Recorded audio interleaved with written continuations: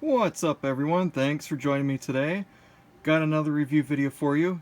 You know how much I love my old Hoover Direct Air vacuum that I restored and cleaned up that I found? It's great for doing deep cleaning of these medium to high pile carpets that just gets down and really sucks the dirt and the sand out that's embedded way down. It's still got the old style bag and everything. It's great, but it is very much single use. It can only clean carpets. It doesn't have a hose. So that's a problem if I want to get into the cracks here along walls, or if I want to do dusting up above or something like that. It's very single purpose, but it's great at what it does. So I wanted something that could replace my older Panasonic bagless vacuum that I use around the house just with the tools and everything.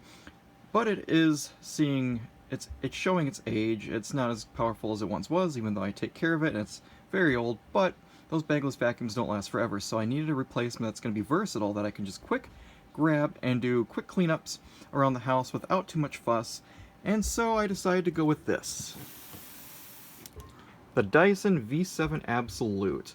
Now, the reason I went with this is because I did a lot of research on cordless stick vacs, and I wanted to go with something that's going to be a good price to performance ratio.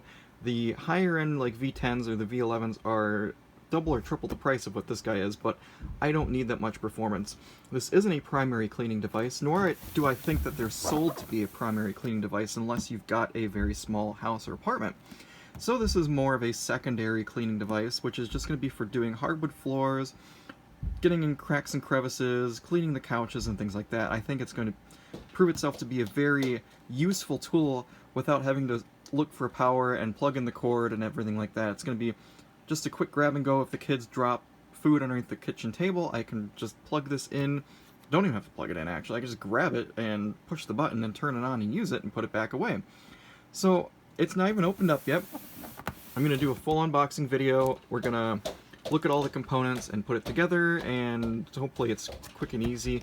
It does have to charge for about 3.5 hours, so after I get it unboxed and put together, I'll get the charger, get it charged up, and then we'll make a first cleaning video with this just to give it a quick demonstration.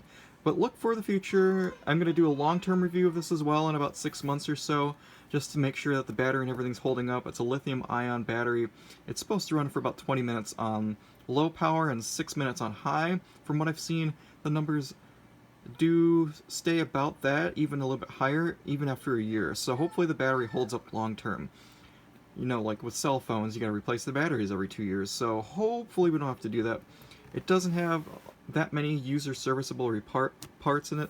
The battery is in this compartment down here, but it's not replaceable. It's not removable. You have to take the entire thing apart and replace the battery pack if you need to get to that point. But from what I've seen, this thing will go for several years before you need to do that kind of service. So without further ado, let's get into the unboxing, and we'll do a demonstration after it charges up. Today's knife of choice, I got my mini Swiss Army pocket knife. Gotta have a different knife every time, right? Just a little thing I collect. Okay, what do we got here?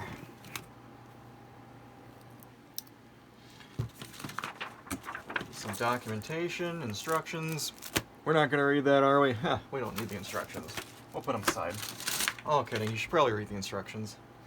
Take a look at what we've got in the box here. Hopefully you guys can see everything that we got included. Here's the tube, the wand. We got the base station for the dock, the charger. We got the crevice tool. We got the combination tool, which I kind of like that. You could probably use this as an upholstery brush. And it's got a soft dusting brush. You push the button and it slides up and extends, which is nice. Nice soft bristles, so hopefully that doesn't scratch any delicate surfaces like varnished hardwood or anything like that. And we have the unit itself. And I'm sure the other parts are underneath. Let's go ahead and... So there's the vacuum itself. Now, my one concern that I did have, it depends on the users that you talk to, but some people say that it can kind of get a little bit heavy in your hand when you're holding it for an extended period of time, because it is a bit like top heavy, whereas a stick vac that has the unit, the motor and everything towards the bottom, there's not as much strain on your wrist. So if you're trying to reach up top, trying to like clean up above or something like that, cobwebs in the corners of your walls, it might get kind of tiresome. So we'll have to try this out and use it for a while and see how that works. The filter is removable.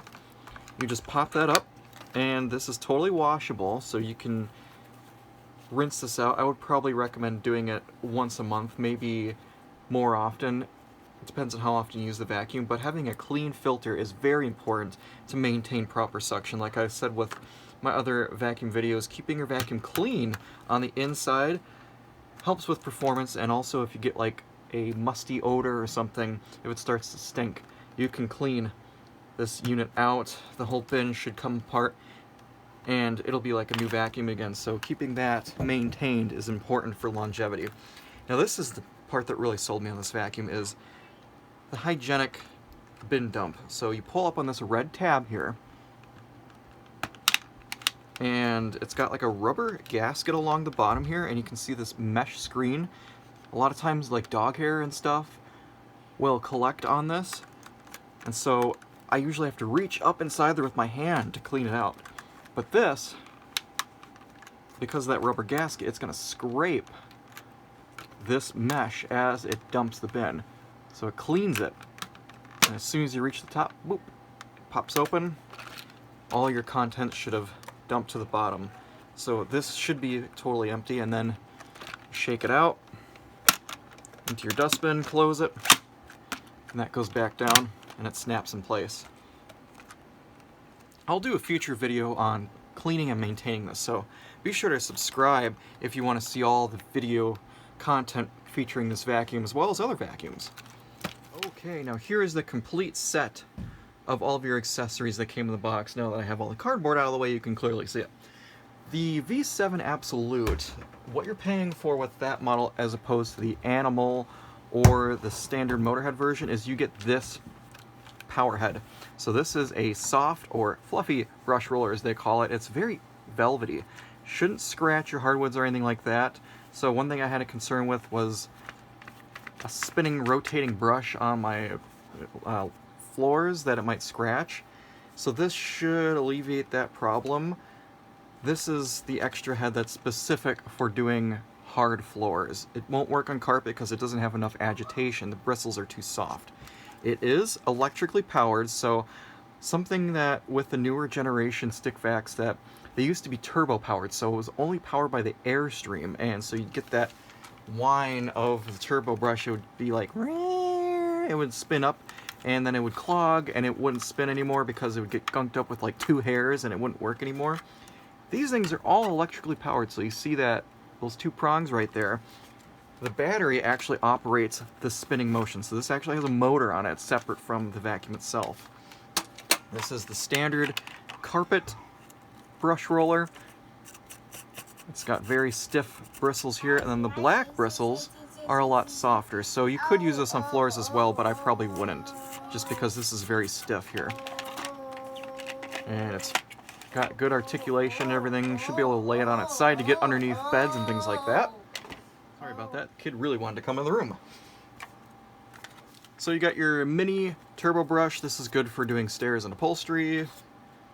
Pretty narrow. The full-size one is about 10 inches. This one's maybe, I don't know, 5 or 6 inches wide. I already showed you this. And then this one has even softer bristles compared to this. So I would actually use this for dusting maybe ceiling fans or, you know, anything that's very delicate and you don't want to scratch. Very good with that nice soft bristles. This one's a little stiffer, but still pretty soft. And that's pretty much it. You mount this on the wall. It's got the screws on the back. I just have the charger plugged into the back right here, but you feed this through the dock if you want to hang it on the wall. And it does have a blue indicator light to tell you that it's charging. The light will go out when the battery's full. Okay, so before I use my new vacuum, what I'm going to do is I'm going to show you the performance with my old Panasonic here, which is still a great vacuum, by the way. It just doesn't have a lot of suction power, but the brush roll is kind of worn out, but it still works. I'm going to do the kids' playroom down here, which is always a mess. Hasn't been vacuumed for maybe a month. I don't get down here very often, so it's a great candidate to test the new vacuum.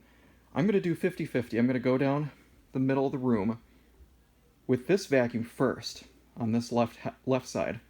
So I'm going to try to split it as evenly as I can.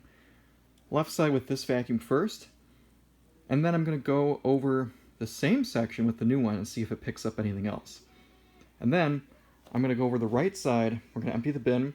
We're going to do the right side with the new vacuum without doing this one first and see if it picks up more dirt on this half compared to the first one. Not very scientific, but we should be able to get kind of a little bit of a comparison between how this performs raw and how the new vacuum performs on a raw dirt test. And then we'll see what this one left behind. So I think it's a good test, but it's not very scientific. We're not measuring the exact amount of dirt pickup or anything like that. We're just eyeballing it. That's whatever left in the bin, whatever we pick up. Precise measurement, but the kitty cat is 14 feet to where I'm standing. 8 feet is right in the middle at the edge of that toolbox there.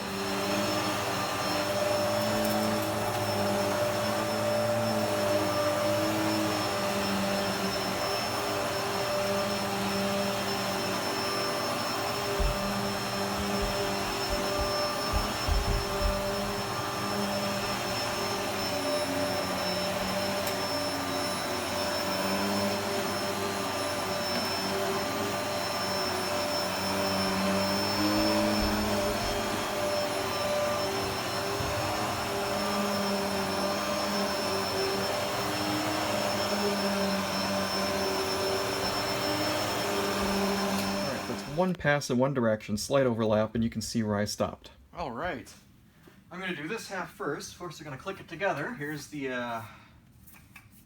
end goes like this. It's nice they all snap together so nicely.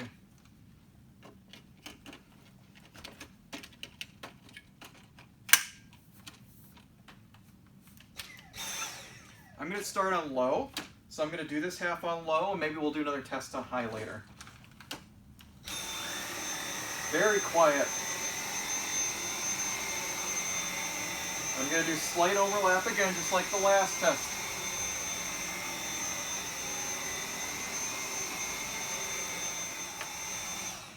I'm not even halfway done. You can already see that I'm picking up more dirt. I think that's carpet fuzz, actually. You can see, I don't know if you can see that, but there's a little bit of dirt, but that's a much more aggressive brush roll. You can see here. Maybe I'll open it up without dumping it.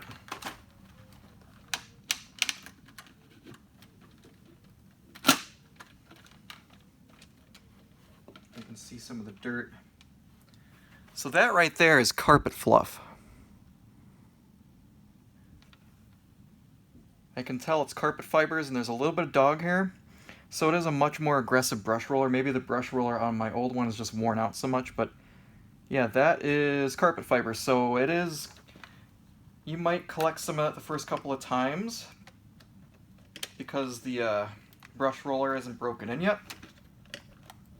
So just to be forewarned, if you have soft carpeting, you might get a little bit of that shredding going on. My initial thoughts, it's very maneuverable. I like the articulating head. You can easily just rotate your wrist and go whatever direction you want. Lay it underneath the bed or something and pull back like this. That would be really handy. But yeah, I like the articulation. It's very easy to use.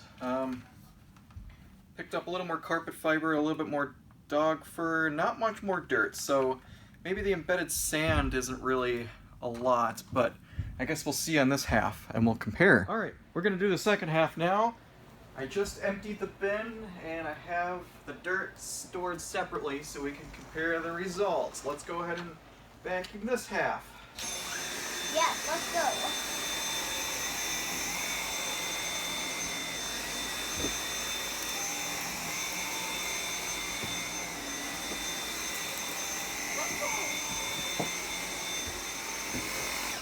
Alright, I don't know if that was more than what I did the first time. It kind of seemed like I vacuumed a little bit longer. But you can see here that I've sucked up a lot more in the canister than when I did vacuuming first on this half.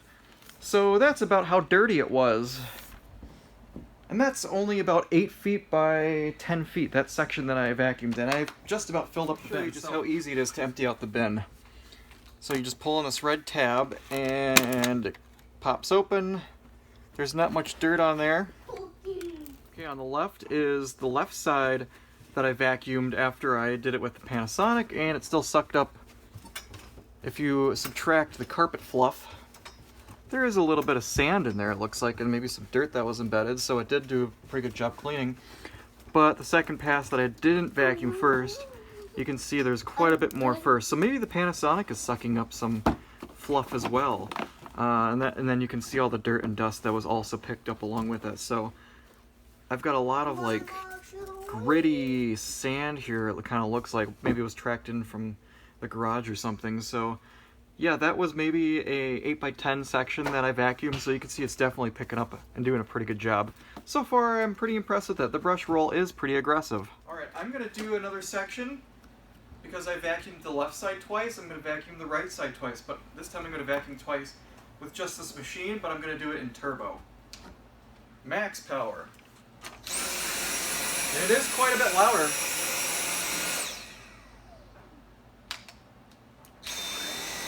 That's low power. And that's high power.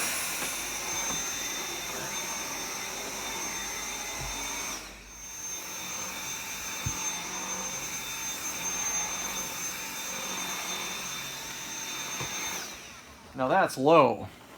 And the real reason that I like this vacuum is quick detach.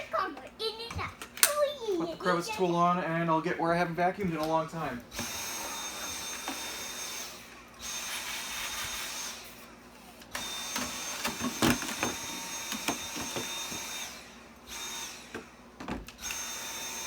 That's looking good so far. Here's our results.